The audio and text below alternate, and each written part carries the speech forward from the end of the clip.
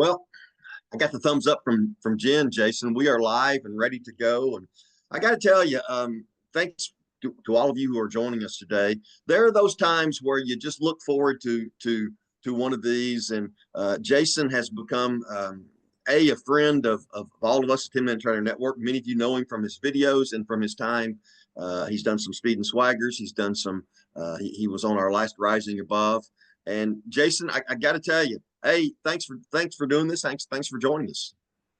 Absolutely. And this is a great tie-in. If you caught yesterday's Speed and Swagger, Darren, you were talking about bringing the value, and that's really what we're talking about today, but on a whole different level. This is not just bringing the value like every other salesperson walking through the door. Today, we're going to equip you with something that I would venture to guess very few people are doing with business owners when you're coming in and you're having these conversations.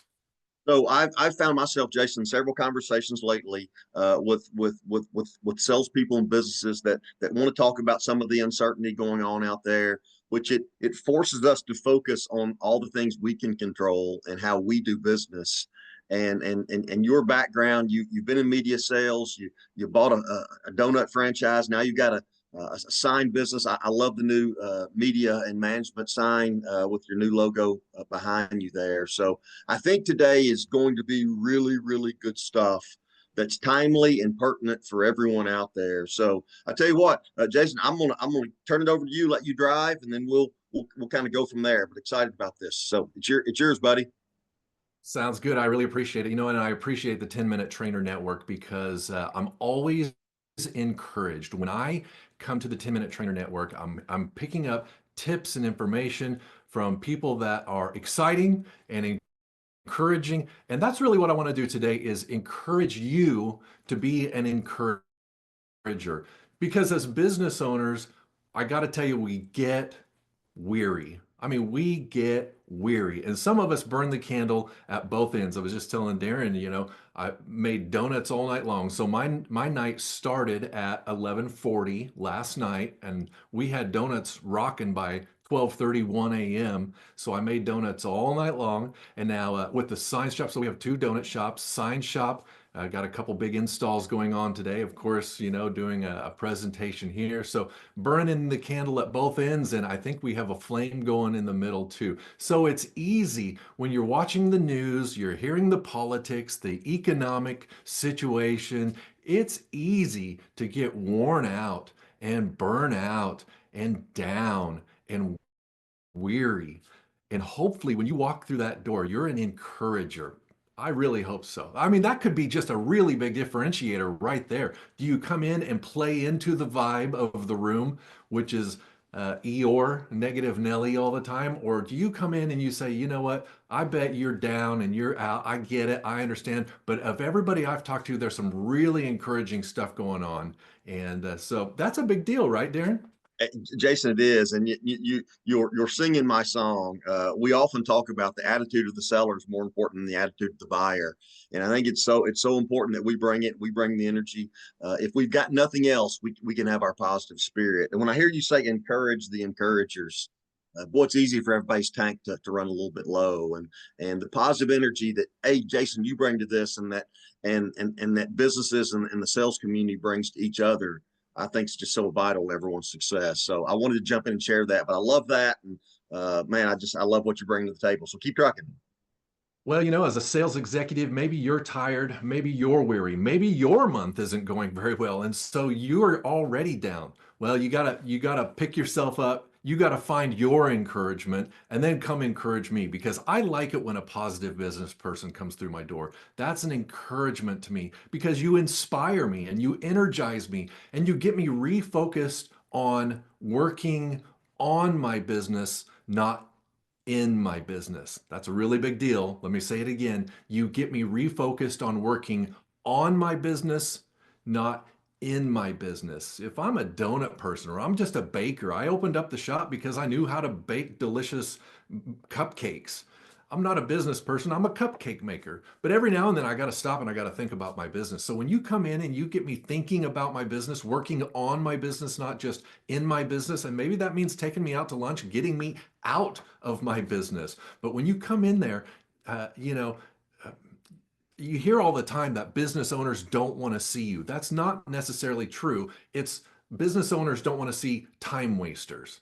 If you come in and you re-energize me and you get me excited about why I'm in business and you refocus me on my business while at the same time being a valuable asset who brings insights and solutions, I love to see you walk through my door. So remember, be intentionally positive. But it's more than that, right? You can be positive, but I need more from you than just positivity. To refocus, working on my business, you have to be able to talk business with me. I want you to talk more than just schedules and rates and getting my name out there. What we're going to cover today will really help you bring the value. Okay, so now you have to understand, first of all, every mom and pop or privately owned business that you walk into is in one of three modes. You're either in takeoff mode, maintain and grow, or landing. Every business is like this, but I bet many either haven't thought about it for a long time or they have maybe never thought about how are you going to land the plane? Mom and pop, how do you get out of this thing? Small and medium-sized businesses have a shorter flight than big corporate chains. This isn't Kodak that lasted 100 years. This is mom and pop, often a generation or two. Like my wife and I, in our case, uh, I don't think our kids want to take over making donuts 7 days a week. So what's my end game? And how is that important to you as my marketing consultant? You see, understanding where a business is in its life cycle might be a great place to start these conversations. So when you meet a new client, find out where they are in their life cycle. And if you've been having less than stellar business conversations with your current active clients, shift these conversations to these more meaningful metrics. So new clients, start here. Active clients, shift your conversations away from the station and the rate and the package of the month and shift to these more meaningful metrics. Now, this is kind of surprising, but guess what? There's actually even bigger goals than more traffic through my door and moving more product. I know. There's improving the business. But above that, what is the goal of owning the business, right? So we've been living at 30,000 feet. Let's go to 60,000 feet. What is the goal of owning a business? Because see, if you can figure out what is the goal of owning the business, that feeds the why of why we need to continue growing the business and making it more profitable. So if you think like a business owner and understand that if I'm in takeoff mode, or if I'm in maintain and growth mode, or if I'm in landing mode, that affects the goals of what I'm trying to accomplish. If I'm in takeoff mode, those crucial first 3 years of business, it's like growing a tree. First year, no. What's the saying? Oh yeah, first year slow, second year no, third year go. I've been around business for 30 years. This is just a fact I see. These first 3 years of a new business are crucial to establish roots, figure out what you're doing, how to do it, and then let's go. So takeoff mode, you have to ramp up profitability ASAP. This means a larger marketing budget as a percentage of sales, and we'll talk about that coming up. Or maybe you're in maintain mode. Maintain, it's not really maintain, it's maintain and growth. So your budget may throttle back a little bit, but you have to keep growing. It's not an option. And I'll explain why in a bit. And if I miss this, somebody please call me out on it. Because that business owner that says, look, I say this too, I'll be honest, when people walk in the door. Look, I'm as busy as I can handle.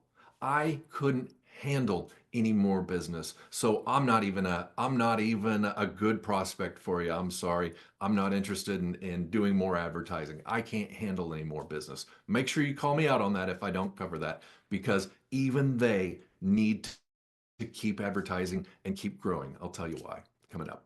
Okay, and then that third mode, landing. Now, if you're in that late stage of owning the business, boy, you would say, I'm about to retire. I'm just kind of backing off everything. We're kind of winding things down here over the next 5 years. It's actually backwards. You must be more profitable than ever when you're coming to land the plane. Businesses are valued by a multiple of their profit. And you've probably heard about valuations maybe in the stock market, or if you watch Shark Tank, you hear businesses talk about their valuation. Businesses are often sold for anywhere from 5 to 10 times their earnings.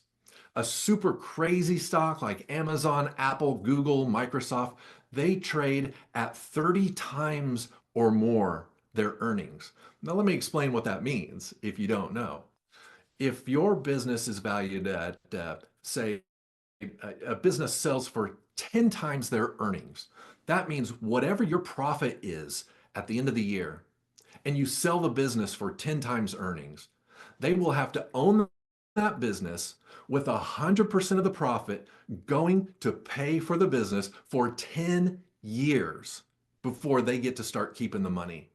So imagine when you buy stocks like Amazon, Apple, and Google trading at 30 times their earnings.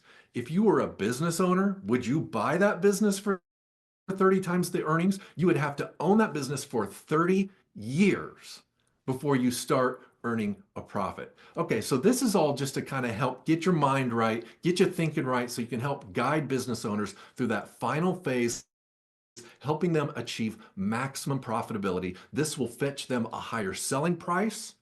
This will affect their life after business, and in many cases, their kids.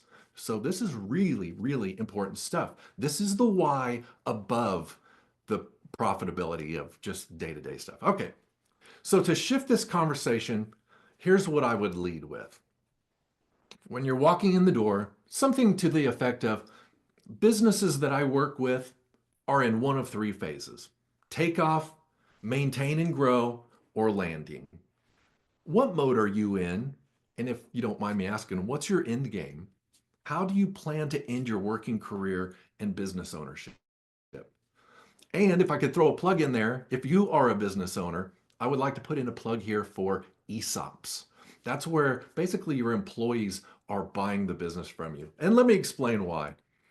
I'm in a weird position where my business is doing well, and it's doing so well that if I were in that land the plane mode, I would have a hard time selling my business, honestly, because to come in and to buy our donut shop, my price tag would be, honestly, I would start at $2 million. That would be the price tag if you wanted to come in and buy our donut shops. And that's based off of a multiple of our profitability. And it's a fair price tag. It's a fair starting point. And so if you had $2 million, would you buy a donut shop?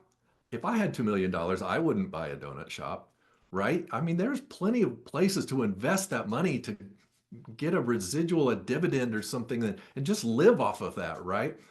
And so people that have $2 million aren't interested in working their tail off 7 days a week. But if you have a good succession plan in place, you already may have a built-in buyer for your business, and that's your employees. So look into an ESOP if that's you, if that fits. Okay, so here's the point. Get the conversation started. Just listen and ask good questions. Ask good questions and listen. Okay, and then we'll take what we hear and we'll start to drill down to the more concrete numbers, the daily, the weekly, the monthly, the quarterly, the yearly numbers, the kind of stuff that your sales manager is tracking or the owner is tracking. And you know what? You're in sales, you're probably tracking these same numbers as well. Are you tracking your daily numbers? How much did I ask for today? How much do I need to ask for this week? What is my closing ratio? And so how much do I need to ask for to hit my month, right? And how much do I want to make? And all of this can all tie together. And I think this is something I can really help you with in a future session. But Hey, is that helpful? Jason, it is so helpful, and I want you to hover there for just a second, because I think where media sellers fail to really embrace the opportunity sometimes is you're saying you should know these numbers. You should know how much you need to ask for. How many no's do I need to get a yes? Can you talk a little bit about uh, the difference in being a media seller and owning your own business? The reality is they are kind of the same, but each side doesn't treat it that way. And I know that's where you're headed. But I think if Yeah. sellers could embrace the fact that this is their own business, in many cases without the startup, they don't have to buy the brick and mortar or whatnot. Could you hover there just a little bit? Please, let's. I get so excited about that because if you are selling and you are in commissioned sales, you are in business for yourself. And Yes.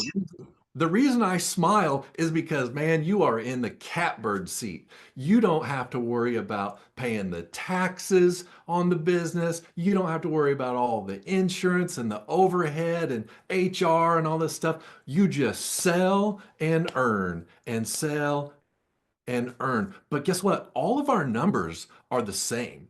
And so if you are in commission sales, man, treat it as a business. You hear people say that all the time about your house, right? Your house should be operated like a business. I should be taking in more than is going out. And if more is going out than I'm taking in, there's a problem. And so my career is a business.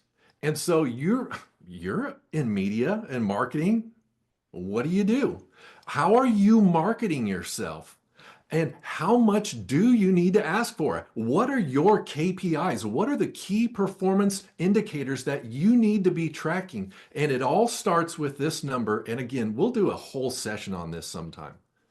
But it starts with this. How much do I want to make a year? What should I be earning a year? And whatever that number is, okay, so out of every 100 people that I go talk to, how many will I close? Well, I feel kind of bad about this, but it's 30. Okay, your closing ratio is 30%. So how many people do I need to see to close 30% to get this commission and hit this number? And you just, it's gravy. Like, I love that. It's so. All right, I'm going to jump, but I wanted you to hover there a second because we have to embrace the fact that commission sellers are entrepreneurs, and we just Yeah. need to. And conversation partly for another day, but keep trucking. But such good stuff, man. Keep rolling. Yeah, and that's why I'm really passionate about talking about this kind of stuff because, as I've always said, you already understand business. You are in business and you're working with businesses. So if you aren't studying business, why not? You should be studying business. You should have a basic understanding of economics. So I'm gonna, if you got a pen and a pad handy, write this down and then keep it handy because we're gonna look at some numbers real quick. I'm gonna pull up my actual sales. We're still open at the donut shop right now. We're gonna pull up our sales from yesterday. And we're gonna start drilling down into this. But here's a video I would like you to go watch. Go hit YouTube, search for Ray Dalio, Raydalio, Ray Dalio. And he has a 30-minute video on there called How the Economy Works. And just watch that. That is a great place to start because guess what? While everybody else is hemming and hawing and worrying about politics and tariffs, yada, yada, I'm excited because I'm not Republican or Democrat. I'm an entrepreneur. I'm an investor. And ultimately, I'm a capitalist. And so, on Shark Tank, Mr. Wonderful, he may not have the greatest personality. He might seem like kind of a tough guy, but he's a great investor. And the reason he's a great investor, he says, I don't care if stuff's up or if stuff's down. There's always money to be made somewhere. Well, it's the same way with you. If things are down, find your prospects, go prospecting because something is always coming up when something else is going down. And it's same with my business. Ask me about those things. Ask all of your clients. Take that shared experience together and bring that through the door. That is value, value, value that nobody else is bringing through my door. So in case we run short of time here, I want to get right to the meat of what we're talking about today. What numbers matter to me as a business owner, and how can you use these numbers to encourage me? Remember, you want to encourage me, but ultimately to close me. It can be beneficial if you try to stay in tune with what your clients are using for point of sale or accounting software. So if it's retail, you're walking through the door and you seem to see the same little cash register thing on the counter. Just say, hey, what kind of point of sale are you using? Oh, that's Square. And you go, okay, next place. What kind of register system are you guys using? That's Square. And you go to the next place. Oh, hey, is that Square? Yeah, that's Square. And then you go to the next place. That kind of looks like Square. Is that Square? No, we use Toast. It's called Toast. It's like Square, but it's different. Or a place that say, no, we use QuickBooks, the sign shop, for example. Yeah, we invoice, we use QuickBooks. So if you kind of know what system they're using, this will really start to feed you background info on what kind of info they have available to them. And there's some people that are diehard data nerds and they want to know exactly what their numbers are every single day. And then there's those people that just come in and unlock the door and show up and time to make the donuts, and they get in and they get out. And there's those people that have just the old-fashioned cash register. They punch a couple numbers, it's just cash in, cash out, and they're probably not tracking very much, and sometimes by design, right? So even them, you have to figure out how to coax some hard data out of them. So just kind of stay alert. You maybe even go to YouTube and ask that question. Uh, Square reports, or how does Square reports work? And just brush up on it a little bit, because we get Google style analytics, really, really deep dive data, or a thumbnail, depending on what kind of a person you are and how much you want. But bigger, more professional businesses, they're all over their numbers. But little mom and pops, they might just be unlocking the door, just kind of getting by. They don't really know their numbers, but we're doing okay. We're paying the bills. So in these cases, you can really help unlock the power of knowing these numbers to show them some real opportunities. So we get so busy in our businesses, we forget about working on the business. So you're actually going to be getting us excited about this, and and you're probably going to make us think about things we haven't thought of before. And if you're not a numbers person, that's fine. There's AI tools that you can get and just load tons of data and PDFs into, and AI will do all the analytics for you, and it will even identify opportunities for you. But I'm not the AI guy. I'll let you go do some research there.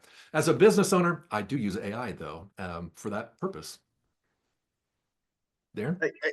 Jason, as a business owner and someone who was in media sales, if you have 10 salespeople calling you, and one of those sellers consistently asks you questions that makes you think about your business in a deeper manner and challenges you to think about it differently, because I love what you say, I want to work on my business, not just in it.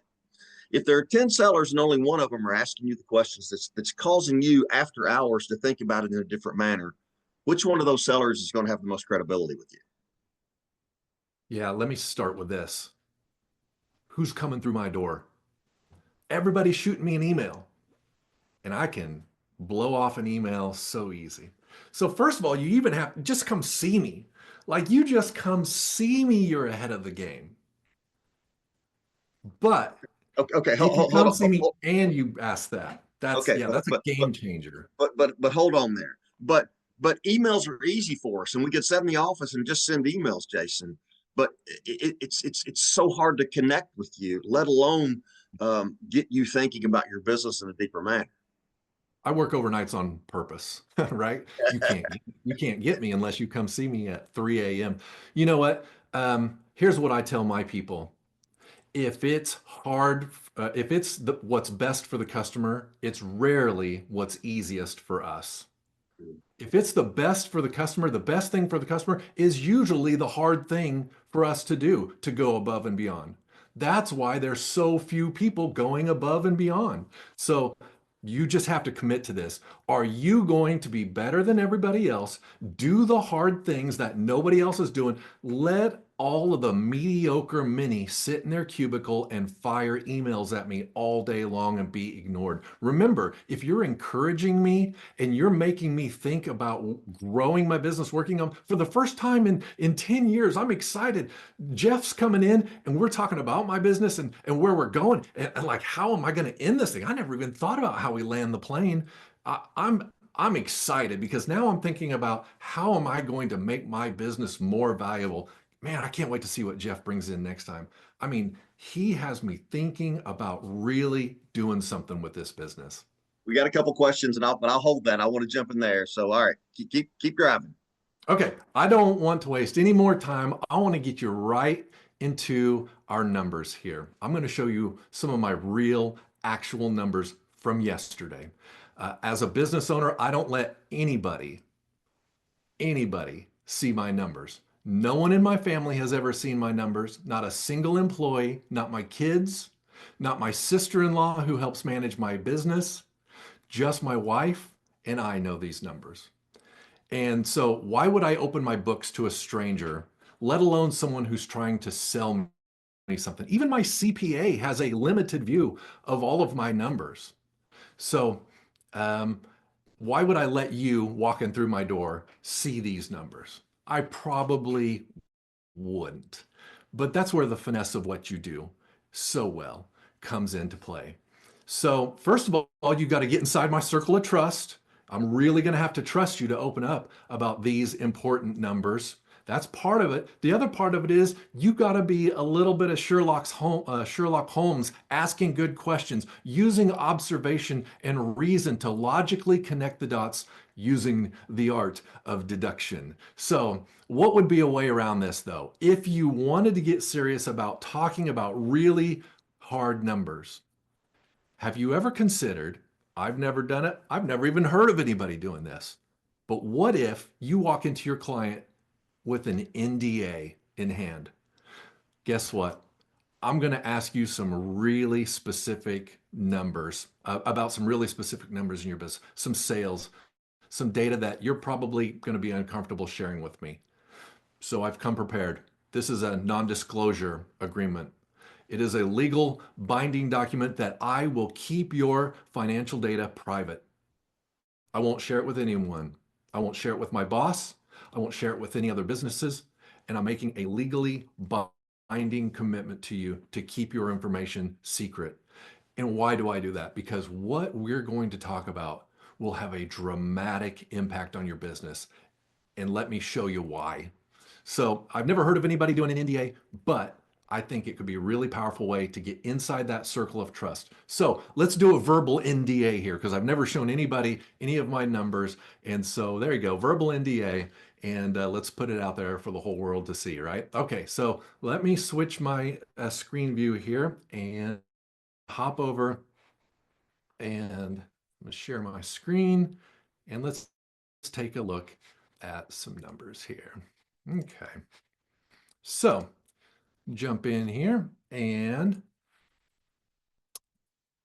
I'm going to give you, I had a few little hype slides for you here. I'm going to give you some principles that you can apply daily for long-term sales success. Difference between motivation and discipline. Motivation, that's coming to get, little bursts of adrenaline to pump you up to go out and make sales calls for the day.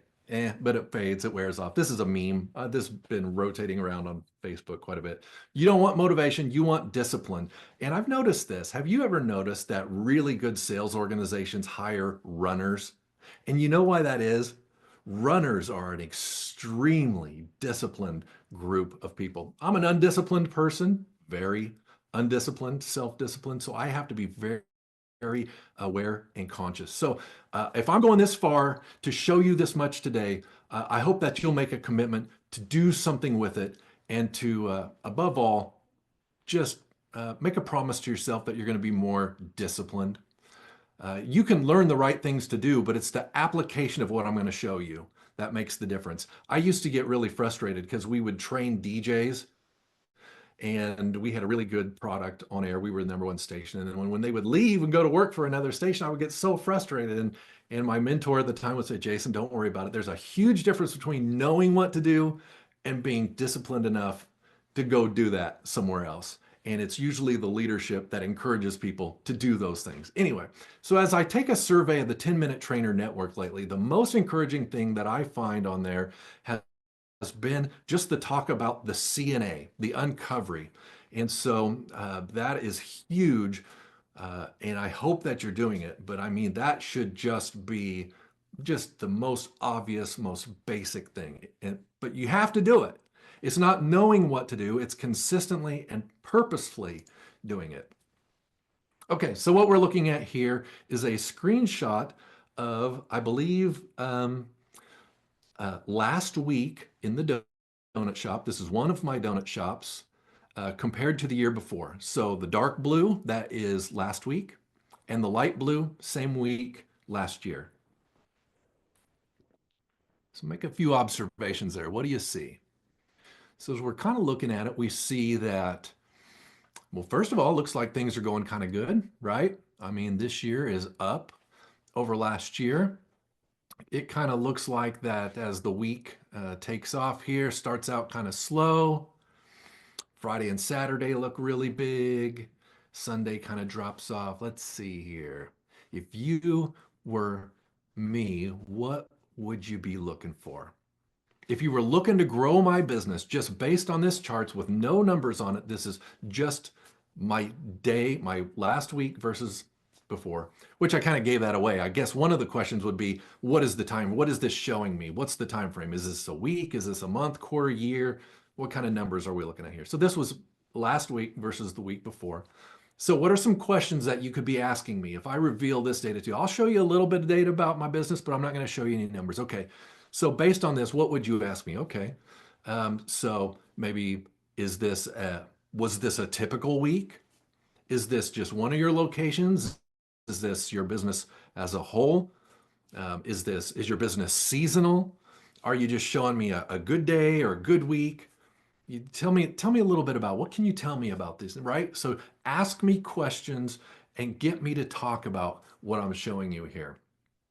And then obviously, if your job is to grow my business, where do I need to grow? I need to grow my Mondays. I need to grow my Tuesdays. So it's kind of like the Golden Gate Bridge businesses, whether it's during the year, you have peaks and cycles like that, and your job is to bring the low points up, right? Jason, as I was looking at this, and you got right ahead of me as I was turning my camera on, I would ask you, is there a reason that you've identified that Monday is your slowest day of the week? Just in terms of this particular week, have you identified a reason for that? Because then that helps me uncover how I can help. But Jason, is there a reason why you think Monday's slower? Yeah, I mean, first of all, who gets up early enough to throw an extra 15 minutes in to stop by the donut shop on their way? I'm already tired. I'm running behind. I've spent all my money over the weekend, plus we ate out. And so I should probably not do donuts today. And so, yeah, so I mean, this is the natural cycle. And actually, Sunday is bigger than it looks. So that's kind of an anomaly here. So we start Monday and we ramp all the way up to Sunday. And Sunday is actually our peak day. And then it starts all over. And so, a couple things that I would tell you about this is one thing, uh, that's a great point. It looks like I need to bring up Mondays. I kind of use Mondays as we're open 7 days a week at one of our locations. Our other location is open Tuesday through Saturday, closed Sunday, Monday. And we do that to kind of share staff between the two, make sure everybody gets 2 days off during the week. And then this is also the busier shop. So it's open 7 days a week making donuts. So by Monday, man, we're just kind of licking our wounds and limping along. And so we kind of like to have an easy day. But if you are going to grow the business, this is where we do it, right? So we do something called Motivation Mondays. So all of our marketing is geared towards, we do a live radio call in on Mondays. On the station, a news talk station geared towards business owners. And we talk about Motivation Mondays. And so we say, look, your staff, they had a great weekend. They're tired. They're coming back. If only we could give them a little shot of adrenaline to get them excited to come back to work on a Monday, help boost their energy and get them going again. Let's do Motivation Mondays, where we have a standing order where every Monday we produce an order for you. You swing by and pick them up on your way into the office. And then that way on Monday, your staff is excited to come to work on Monday because that's the day we get free donuts and coffee from the donut shop. And then now I have donuts, I have coffee. We kind of have some laughs as we get the day started. Got our Monday morning meeting, and man, we're juiced up. We're ready to go and be productive. So that's actually been a really effective strategy for us. We've gotten some really big, long-standing orders. The problem is that it comes on Friday. People go, well, yeah, that's a good idea, but how about I reward my staff on Friday for a great week? Which, right, we'll take it anywhere we can get it. But that's kind of the idea behind it. Things like that, come up with ideas and come into me. How can we bring Monday up a little bit? And then, of course, the other thing that I'm going to tell you is, look, Friday, Saturday, Sunday, man, we are maxed out. We literally cannot produce anymore. I can't do any more advertising. So I'll just do Mondays, right?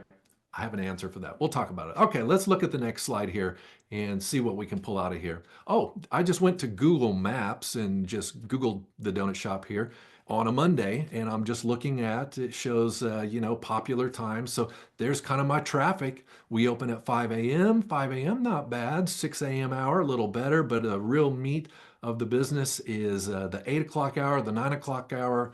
Tell me a little bit about what happens in that 10 o'clock and 11 o'clock hour. It looks like you close at noon. Well, a lot of times, honestly, we run out of donuts. We sell out and we sell out early, and it usually happens by 11 a lot of days. So that could maybe be a conversation. Sounds like you're struggling to produce more. Could we produce more? No. I mean, we are maxed out. What would it take to produce more? I mean, we can't. I just told you, I'm already in here at midnight making donuts, and we're going live just straight from the fryer, right out the case, all morning long. I couldn't do it. But if you were forced to, if you absolutely had to, what would you do? Well, I'd probably bring in a few extra people to come in at 9 p.m. and just start cooking earlier. I mean, we're maxed out here, so that's the only way we can go is. So what you're saying is if you had another shift,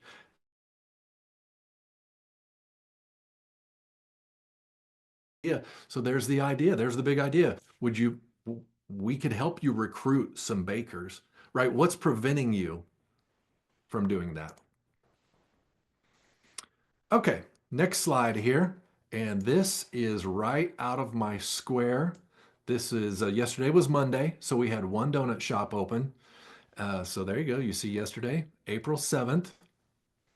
So these are my key metrics that pop up on my Square dashboard when I log in. So anybody that has Square has these numbers. And these are the numbers that you're used to seeing and talking about, right? What are the numbers that matter to me? Well, obviously the number of transactions, look at that. That was a really good day. Up 15% yesterday on our number of transactions. That was really good. But if you look, my sales were down 7%. So my transactions were up, my sales were down. What does that mean? Boom, over here. My average sale was down 20%. That was kind of a dog of a day, wasn't it? Transactions are up. That's really good. I had more people through the door, but they were just buying smaller amounts. And why is that? And that's a great question to ask. So why is that? Because as you watch that number with me over the months and over the course of a year, that's a really important number. And I'm going to show you more about that. Now, here's the big surprise. Yesterday was up 5% over the same day last year. So it was kind of a dog of a day, but that number of transactions was up. My average net sale, that was way down. But overall, it was a good day. So let's take a look at my March now. We've just completed the month, so let's take a look at 20.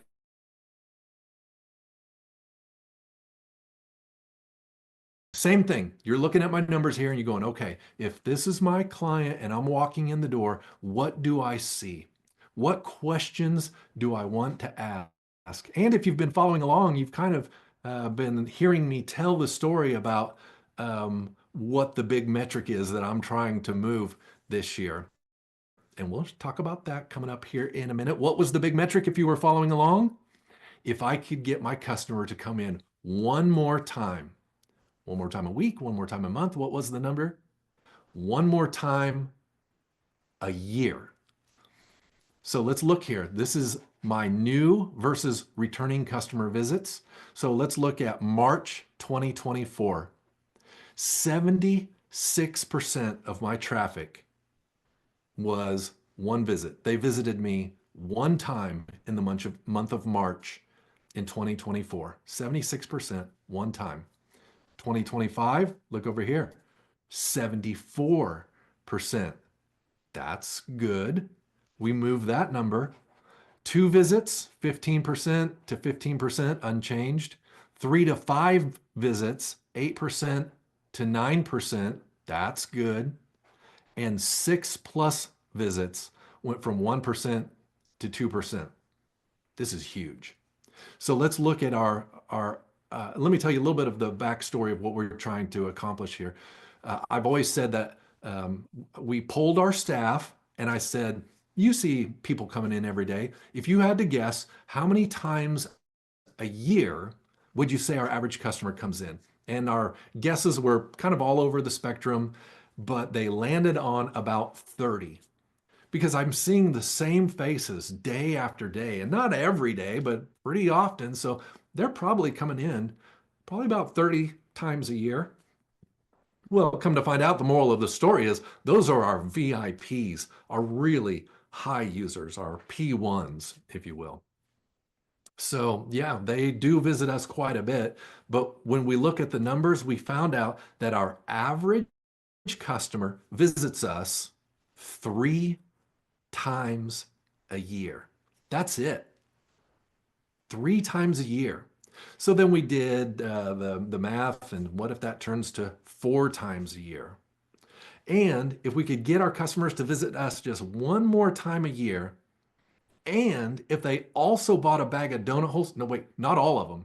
If just a fourth of that extra visits, just a fourth of them bought a bag of donut holes, that ended up being several $100,000 a year.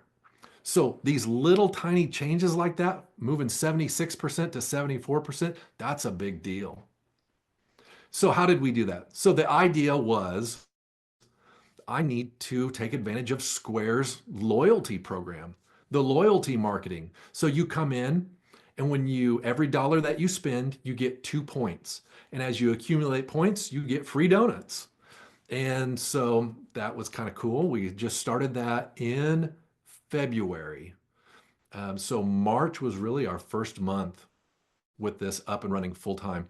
So here's March. Loyalty visits last year, 0, because we weren't doing it. So we had 4,798 visits in the month of March. This March, with our loyalty visits, there's 993 people started using the loyalty program.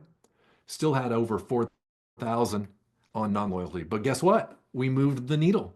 We went from 4,798 to over 5,000 customers coming in, 5,000 transactions there, or 5,000 customers, yeah, in the month of March. So that's a big deal.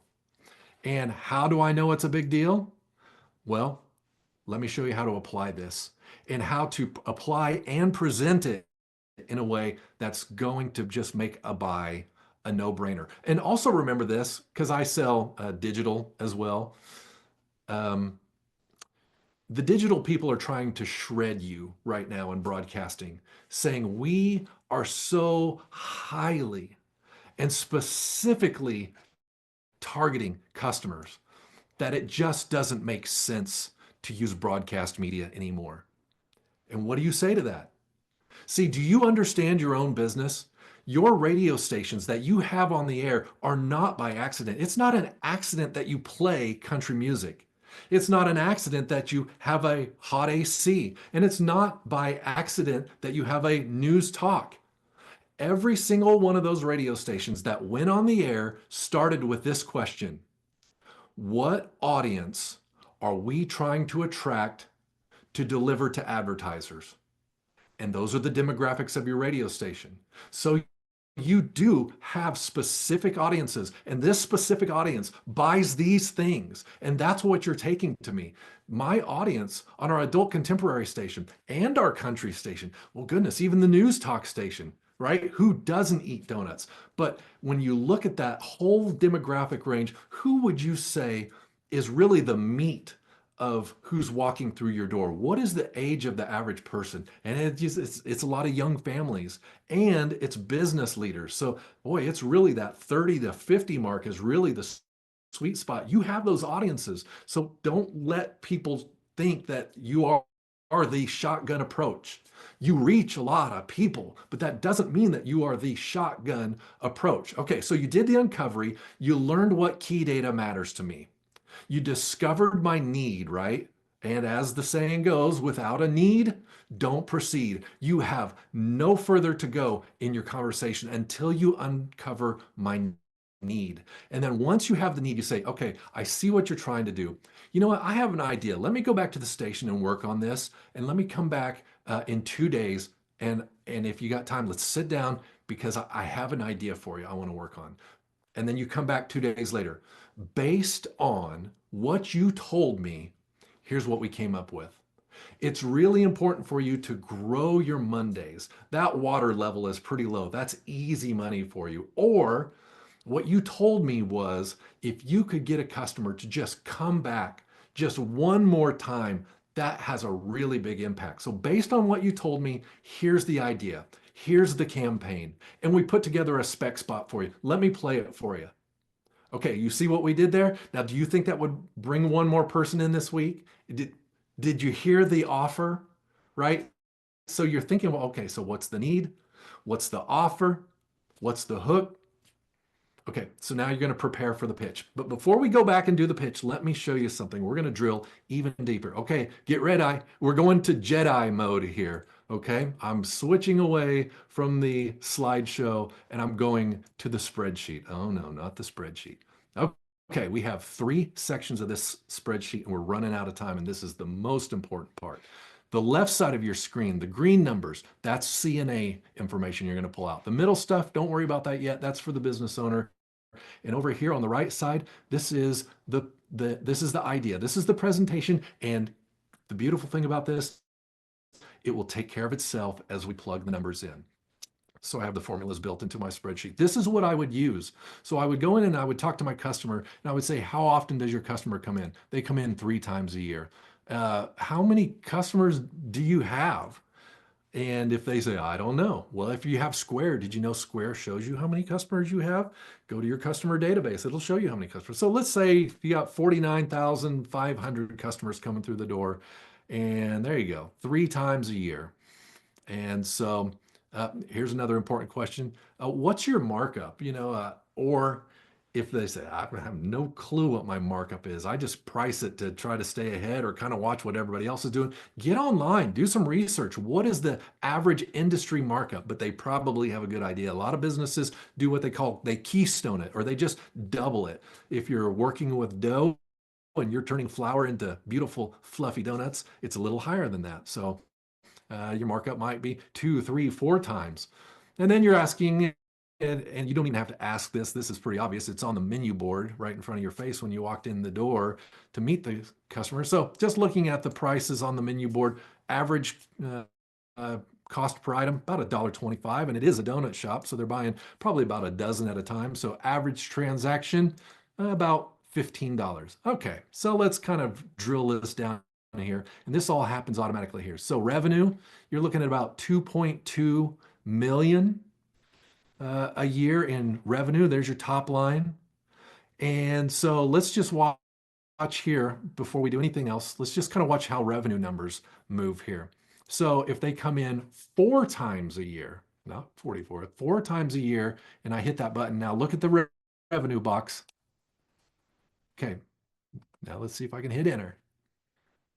There you go. That jumped to almost $3 million just by getting them to come back one more time a year. And if instead of $15, what if they spent $16? What effect does that have? Look at that. 3.168. So that's your top line. And then you can kind of be asking as you're going through, asking some questions about if you know what the markup is, you can figure out what the cost of goods is, or cost of labor is typically, a business will typically not run above 50% labor costs. So 35, 50, maybe they know that number, maybe they don't. But I bet their reports do. Rent, fixed expenses, marketing, you're figuring out some of these costs, right? So you're getting the top line, you're kind of figuring it out. Remember, you're Sherlock Holmes. They're not going to tell you this stuff, but you can kind of make some deductions here, kind of figure out what their top line is, ask some questions. You can kind of figure out what their expenses are. And so what's their operating profit? And this is the number that really matters to me. Remember, it's our operating profit that determines the value of our business. And if you're in takeoff mode, man, I got to get my profit up because I got bills to pay. We just built this place. We got to pay that note off. If you're in maintain and grow, now listen to this. I'm so busy, I can't do another bit of, another bit of business. I'm swamped. I can't handle any more business. But the rate of inflation, let's give it benefit of the doubt and call it 3%. We've seen numbers anywhere from 3 to 11%. Your business has to grow at 3%. If inflation's 3% or 4%, your business has to grow at 3 or 4% just to stay even. And that's before we talk about their cost of goods going up. Do you use eggs? Boy, I know your cost of goods have really gone up. Has your insurance gone up this year? Electric gone up this year? Has your labor gone up this year? You know, since we opened in the last 5 years, our labor has doubled. We've improved our employees' wages by 2 times. So we've doubled their wages. So all of my expenses are going up. So I can't just maintain. Even if I'm as busy as I can handle, I have to keep growing just to keep up with the rate of inflation and the increasing cost of goods. So you have to keep buying. You have to keep growing. To increase profit, you have to increase the number of transactions, increase the number of items per customer, or increase the average sale. Those are my key metrics, and everybody's key metric. Increase the number of transactions, the number of items per customer, or increase the average sale. And that's why they say, would you like fries with that? That's why when you walk into the grocery store, there's an end cap with everything you need to make s'mores. The graham crackers, the Hershey bars, and the marshmallows. We weren't going to make s'mores, but look, they're all 3 right there. I just increased 3 items. These little itty bitty changes have huge implications on my profitability. Okay, so let's switch over here and look at what this means to you in the pitch. So over here, this is all automatically calculated for me here. It looks like my average profit per sale is $12.28. The only numbers I change on this is my light green over here that I uncovered, and then right here, my red number, the red numbers, my annual marketing investment. So we're going to go in and we're going to talk to them about spending $10,000. So we're going to spend $10,000, and I want you to know that you're going to get a return on your money. What would be fair? If you were to put your money in the stock market or the bank or anywhere else, what kind of return would you get? So to get a 15% return on your money, that's really good, right? So we're going to spend $10,000 over the course of the year, $1,500, okay? That's a 15% return. So a total return of $11,500. So how many sales do I need to get that 15% return? 937 over the course of a year. That's 18 people in a week or 72 in a month. So 18 in a week. And then just for your prospecting, this is what I would use it for anyway. So what is my closing ratio? So let's say your closing ratio, and that's a formula. Oh, right here. So out of 10 customers walking through your door, how many will buy? So let's say for a sale, you know, a donut shop, I got it, right? If you come into the donut shop, we got you hooked. So that's why I had that 9 there. But you know, if you look for you, if you're in sales and your closing ratio is 30%, how many customers do you need? So you can apply this to yourself as well. Anyway, that's something that I did for me, but I do that to show you these numbers and how little numbers change. Now, here's the deal. I'm going to give you this spreadsheet for you to download and use, but I'm not going to do it today. Follow me here on the 10-Minute Trainer Network, and in the next episode, I'll tell you how you can get this spreadsheet for free. All the formulas are in there. You're just changing the light green numbers: frequency, reach, figure out what the markup is, average item, and items per customer, and everything else falls in place. And then what's the average marketing investment and a closing ratio? All this happens for you. That's a really, really powerful tool that I'm going to share with you. And hey, we're going to make you some money because you are in business and you need to know your numbers and my numbers, but it's all kind of the same, right, Darren? Jason, you were way ahead of everyone because people chime in saying, "Hey, can I get a copy of that spreadsheet?" So I love the tease. So continue to follow Jason. We're going to give you information on how you can get that. Um, so I love the NDA idea. Um, as talk from a seller and as the business person. Okay, as the business owner, how's the seller need to handle that NDA request, or not request, but statement, and how's the business owner going to receive Yeah, well, first of all, just on the numbers, I'm like, dude, no way. Right. that? First of all, you're asking kind of imposing questions here. And like I said, the only one that know these numbers are my wife and I. Why am I going to show you? Because first of all, you're going to go back to the station and guess what? I'm sure you guys were probably working with my competitor. And here's one even worse. I one time had a cell phone accessory shop and the competing cell phone accessory shop. I was serving both of them at the same time, and I was totally on the up and up. I didn't ever disclose that to them, but I also didn't disclose anything about it because the conversation wasn't about you getting you. The conversation is what numbers matter to your business and how can I grow your business? And that's all I cared about is growing your business. And then when I'm over here, what matters to you? How can I grow your business? So anyway, yeah. So I coming into me, I'm going to have to trust you. You're going to have to do some homework to show me that you're trustworthy, first of all. But second of all, when you come at me, look, I'm going to ask you some really pointed questions. And I don't just ask these numbers off the wall. I know you're used to radio salespeople or broadcast media people coming in and asking you to buy a package. This isn't what I'm doing. I kind of operate a little differently. I want to know what makes you money and I want to move that needle.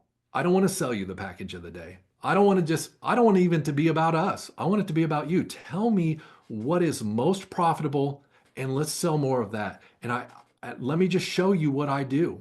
And let me show you what dramatic impacts this can have. Show them the spreadsheet and say, look, these are the numbers I would like to get from you and if they still say no, guess what? It's Sherlock Holmes time. My goal today is to find out what is the average ticket. Come back next time. My goal today is find out how many customers come through in a day, week, month, right? And so you're asking questions, drawing stuff out with one purpose to get that one piece of information that I can plug into my spreadsheet and the numbers will fall together and you come in. Remember when I've kind of been watching your business and you have about this many people coming through and it looks like your average ticket is about $11, 11.50. And if you got this many people coming through and you say that you have about 200 people coming through in a week, boy, that's a nice business. You're pretty profitable here. But guess what? Let me show you what happens if we bring just one more person in and sell them just one more thing and show them the spreadsheet. And you start showing them nobody's doing this. No, nobody's doing this. And look, if you're uncomfortable, let me offer this. I will sign a non-disclosure with you because I won't share this with anybody else. I am your marketing consultant, your trusted agent that's going to be working for you. I'm not working for me. I'm working for you. Yeah, you nailed that answer, and that was perfect. Against it, one question that I want to get to you that came in early said, Jason, how do I get businesses who say they don't have time for anything to take the time to meet with me? So a salesperson's asking, how do I get a business that says they don't have time for anything to take the time to meet with them? So thoughts? Well, why? Right? Why would I meet with you? Why would I meet with anyone? I mean, look at the extreme lengths I go to avoid having those conversations. I work from midnight to 9 or whatever. I work overnight on purpose so that I don't have to answer those questions. Like, this is why branding yourself is so important. What are you known for?